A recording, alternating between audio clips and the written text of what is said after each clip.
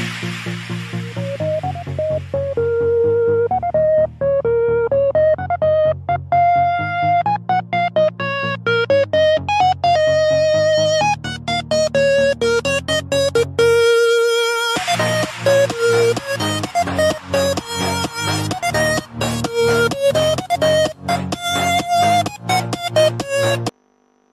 United Lovers, apa kabarmu hari ini? Sungguh luar biasa kita bisa ketemu lagi dalam update berita Man United. Hari ini gue spesial akan membahas tentang kenapa sih United gagal mendapatkan Jadon Sancho. Setelah terus-menerus diberitakan, ternyata di akhir bursa transfer Jadon Sancho gagal untuk mendarat di Man United. Jadi jangan kemana-mana, tetap terus di channel ini. Buat kamu yang belum subscribe, silahkan klik tombol subscribe dan yang bunyikan loncengnya juga supaya kamu nggak ketinggalan update berita dari Man United.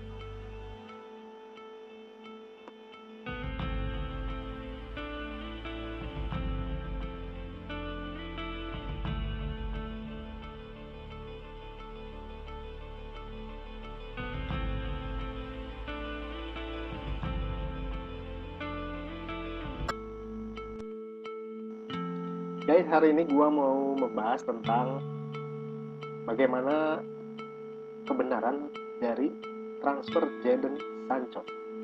Tapi sebelum itu gue ada berita dulu yang menarik dari bursa transfer yang memang sudah ditutup untuk Inggris tapi masih terbuka di Portugal sana. Dan ada kabar dari klub Portugal, pemilik dari Alex Telles yaitu FC Porto, yang mengabarkan bahwa mereka tertarik untuk mendatangkan Jesse Lingard. Nampaknya bisnis dari United ini belum beres karena masih bisa pemain untuk keluar ke tim yang kompetisinya belum ditutup bursa transfer di negaranya. Salah satunya adalah di Portugal, di mana Porto ini setelah mereka menyelesaikan transaksi Alex Telles merasa cukup senang bertransaksi dengan United sehingga mereka mencoba negosiasi untuk mendatangkan Jesse Lingard.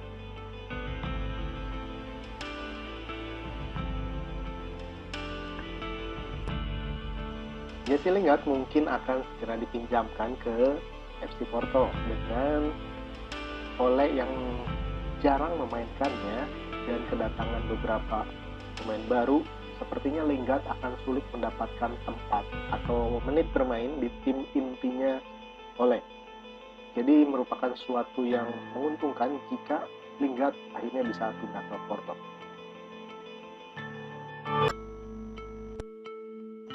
Oke guys, sekarang gua mau ngebahas kenapa Jadon Sancho akhirnya gagal pindah ke Man United. Nah, berita tentang Man United yang menargetkan Jadon Sancho ini terus saja mewarnai bursa transfer sesudah Liga Inggris selesai sampai menjelang bursa transfer ditutup hari Senin kemarin.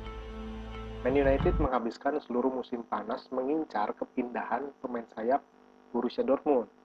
Tetapi meskipun pihak Jerman telah memperjelas harga yang diminta sejak awal, gak ada langkah yang terwujud dari Setan Merah yang sebetulnya sangat fokus pada pendaratan Sancho. Terbukti mereka mengorbankan semua transfer lainnya selain Donny van de Beek karena mereka ingin memfokuskan semua upaya mereka untuk mencapai deal dengan Dortmund.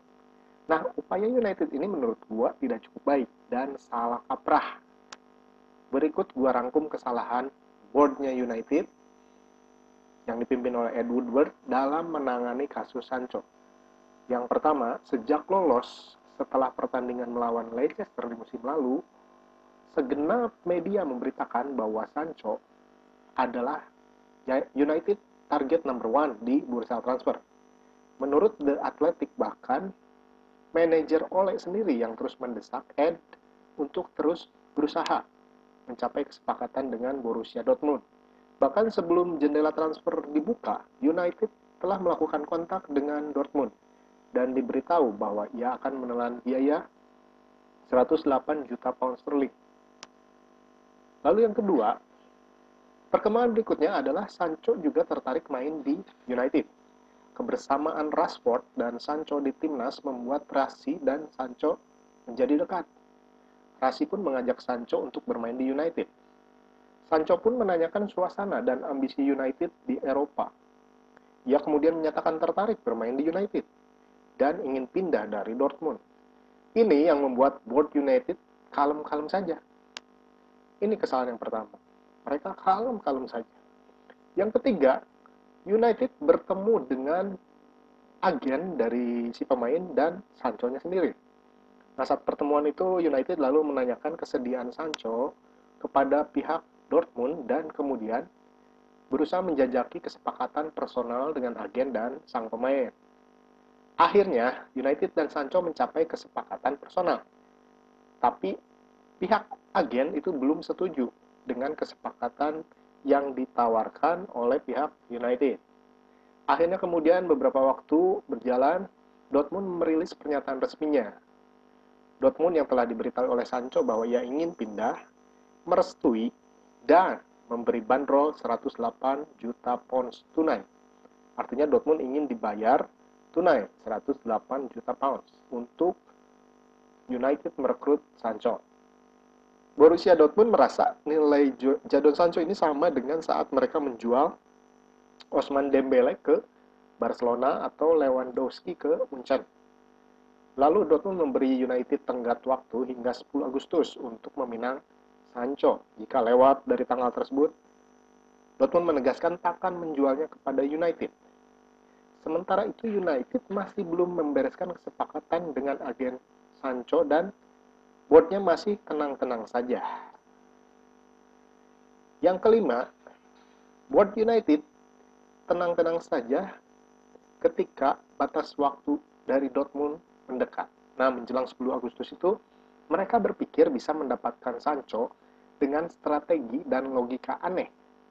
Strategi yang gue maksud adalah strategi yang sama untuk mendapatkan Fellaini dari Everton, Maguire dari Leicester, dan Bruno Fernandes dari Sporting Lisbon.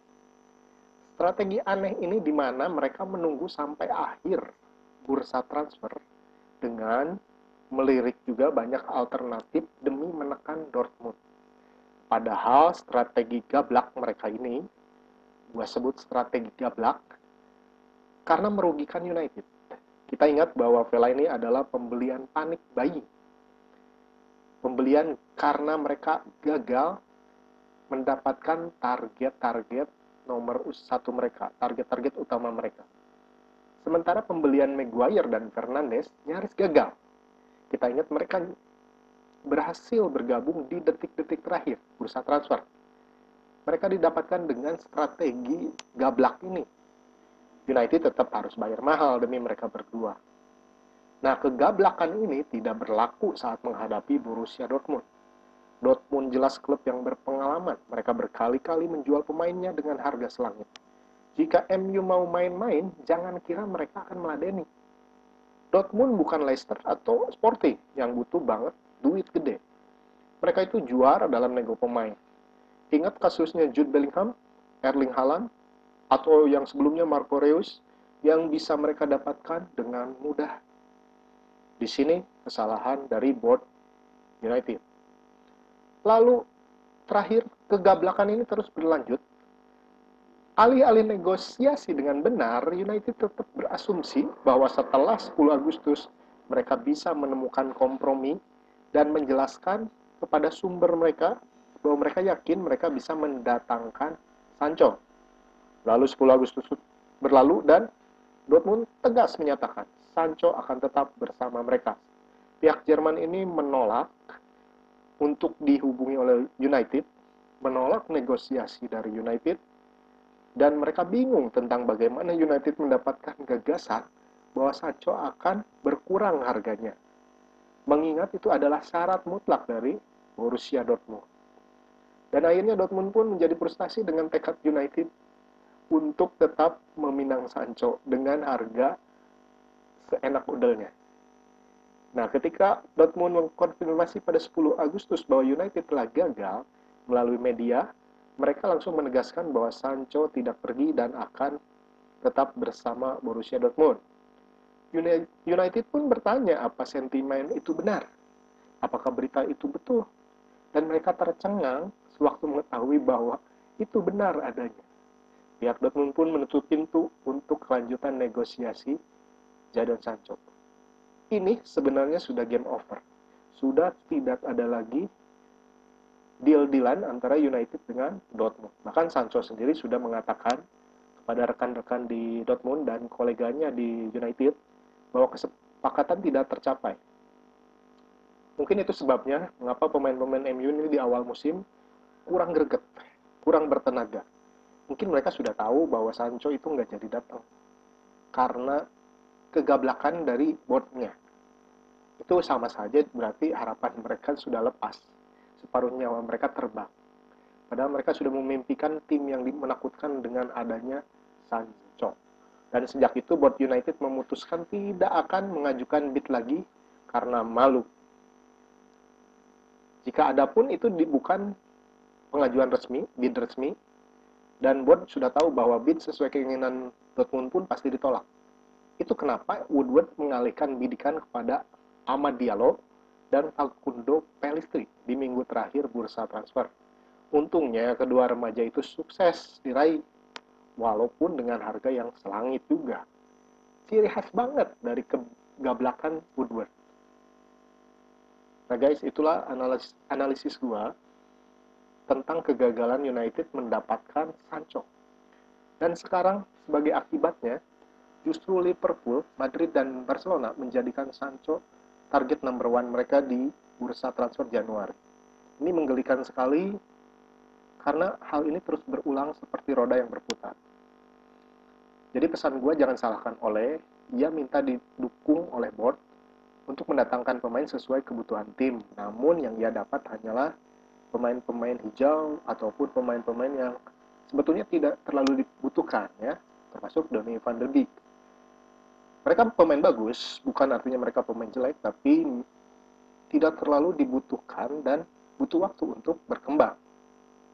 Supporter United tentunya inginnya sekarang dong United be great again, bagus lagi, keren lagi. Tapi ya sabar ya guys, selama board United masih diisi oleh para gablakers ini, entah berapa kali harus ganti pelatih, entah berapa pemain kelas dunia yang gagal didapat, hasilnya akan tetap sama. Siklus ini akan terus berulang. Gua Dexter Mahe, kalian sedang menyaksikan Dexter Mahe Podcast di Gomyu Chat. See you again tomorrow. Bye.